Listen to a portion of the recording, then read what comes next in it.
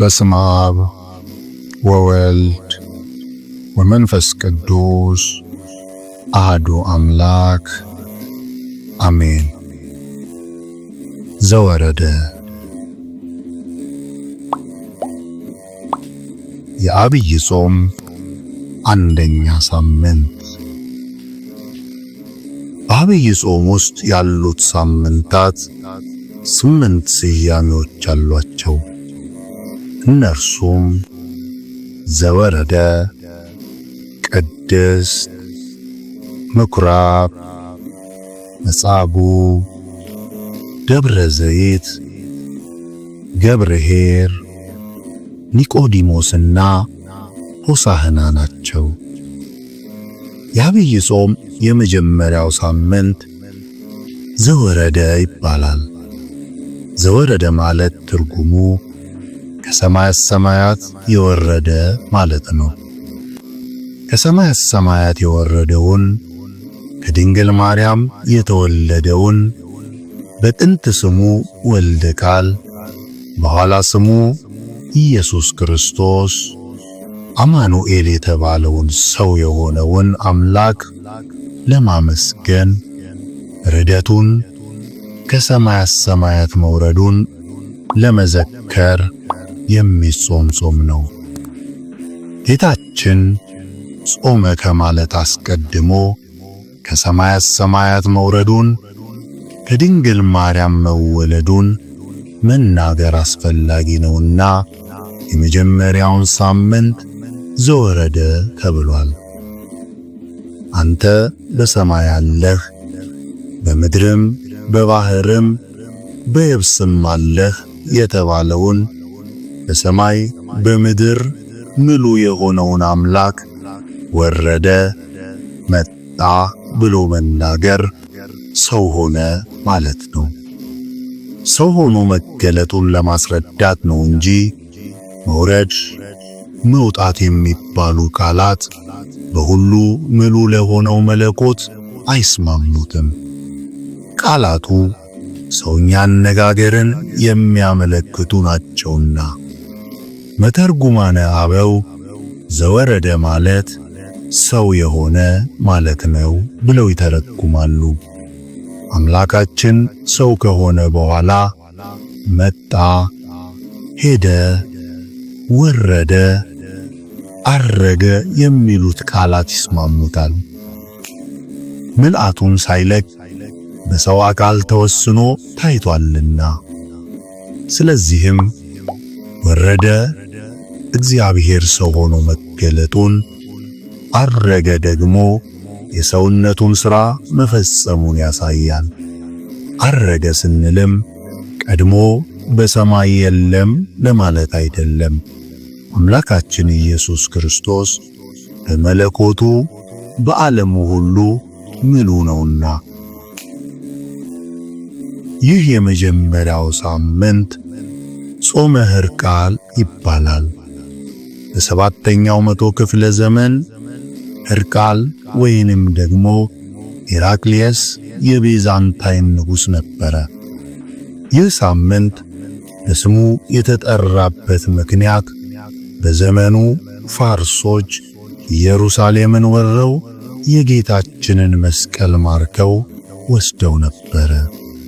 እርሱ ወደ ፋርስ ዘምቶ መስቀሉን ከነርሱ ነጥቆ ይዞ ወደ ኢየሩሳሌም ተመልሷል። ሕርቃል ከፋርሶች ጋር ከመዋጋቱ በፊት ሐዋርያት በሲኖዶሳቸው ነፍስ የገደለ ሰው እስከ ዕድሜ ልኩ ይጹም ብለው ሥርዓት ሰርተዋልና ሮሙን ፈርቶ ስለነበረ በኢየሩሳሌም የነበሩ ምዕመናን ሐሳቡን ደግፈው አንተ ጠላታችንን አጥፋልን፣ መስቀሉን አስመልስልን እንጂ የአንድ ሰው ዕድሜ ቢበዛ 70-80 ነው፣ ጾሙን 5 ቀን ተከፋፍለን እኛ እንጾምልሃለን ብለው ቆመውለታል። ይህንን መሠረት በማድረግ ያላወቁት አንድ ጊዜ ጾመው ትተውታል።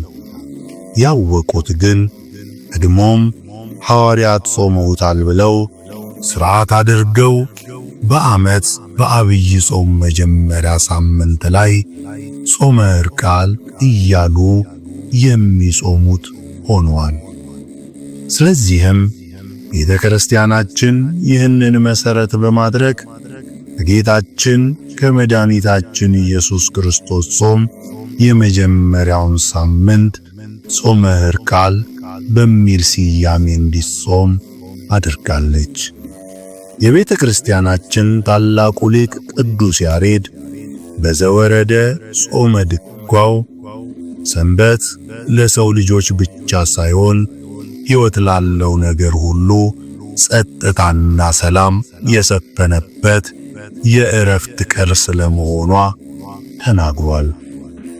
ኦሪት ዘጸአት ምዕራፍ 20 ቁጥር 10 እንዲሁም በኦሪት ዘጸአት ምዕራፍ 23 ቁጥር 12 ላይ እግዚአብሔር ሙሴን ሕዝብህን፣ የከብትህ መንጋህን፣ ቤተሰብህን ሁሉ በሰንበት ቀን ከድካማቸው ይረፉ በማለት አዘዘው ይላል። በዚህም ዘመን ጾም ወይንም ደግሞ ጾመ ሙሴ ይባላል። በጾመ ድጓው ዘወረደ እየተባለ የሚታወቀው በጾመ አርባው ወቅት በተለይም በመጀመሪያው ሳምንት የሚገኘው ያሬዳዊ ድርሰት በነግህ፣ በሰልስት፣ በቀትር፣ በሰርክ እንዲሁም ቅዳሜና እሁድ በሌሊት የሚዘመር ነው።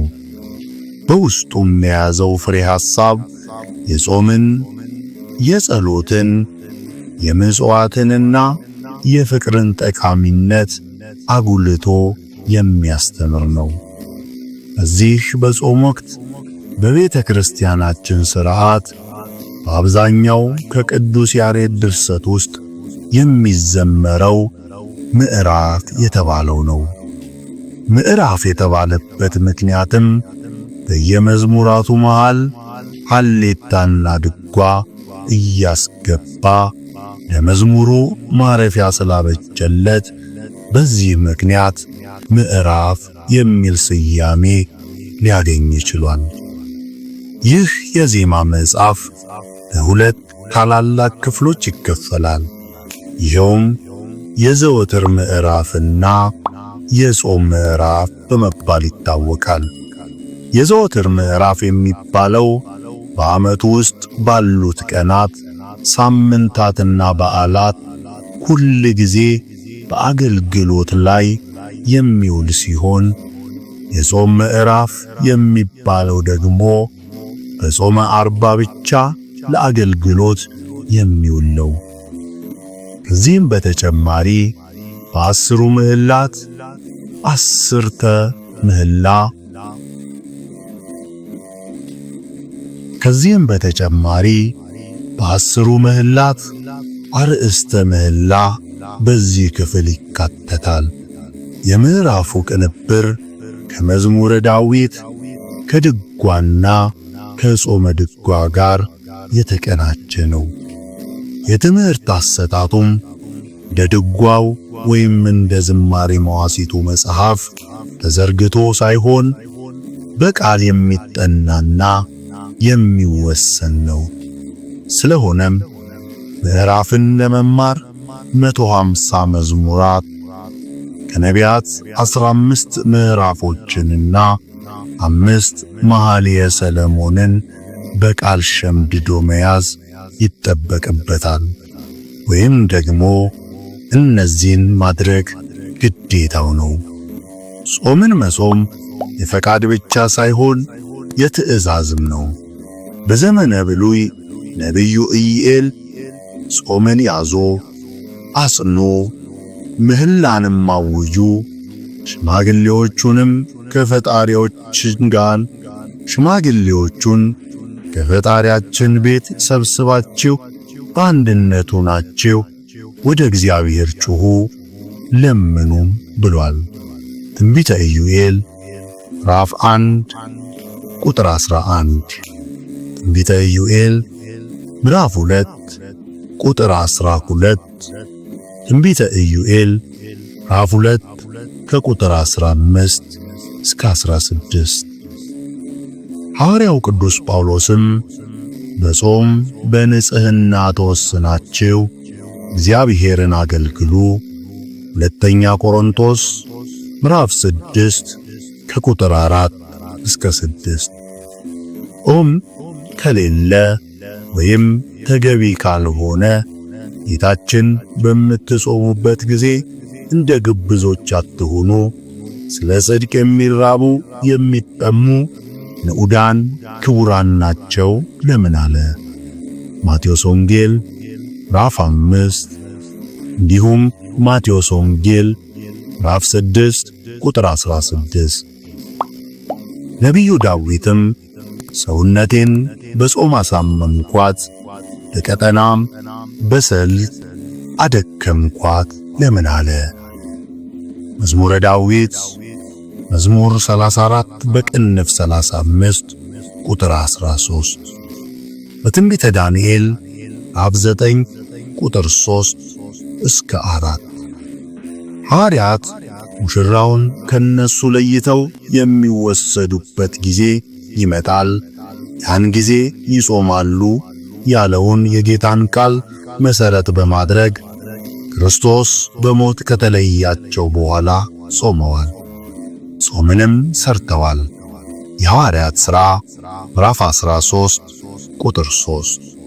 ሰለስቱ ምዕትም ሐዋርያት የጾሙትንና እንዲጾም የወሰኑትን መጾም ይገባል ብለው ቤተ ክርስቲያን የተቀበለቻቸው አጽዋማት እንዲጾሙ መወሰናቸው ይህንን የጌታን ቃል መሰረት በማድረግ ስለሆነ የትእዛዝ መሆኑን ተገንዝበን መጾም አለብን።